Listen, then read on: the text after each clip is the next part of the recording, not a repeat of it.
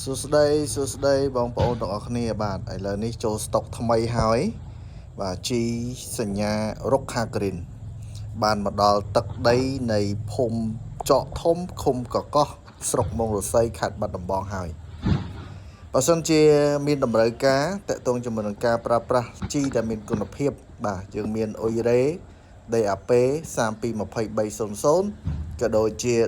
1233ផងដែរ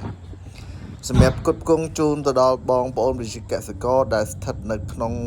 ខេត្តបាត់ដំបងដែលទីតាំងនៅក្នុងភូមិចំបក់ធំឃុំកកោះស្រុកមងរស័យខេត្តបាត់ដំបង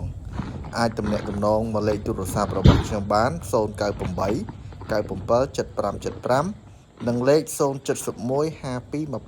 275បាទមានតម្រូវការ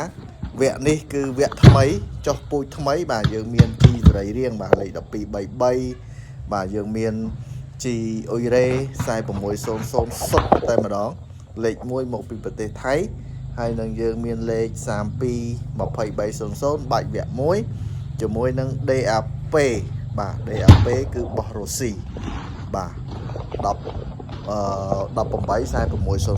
184600ដូច្នេះហើយបើសិនជាបងប្អូនមានតម្រូវការអាចមកយកបាននៅដេប៉ូរបស់ខ្ញុំបាទតៅវុធី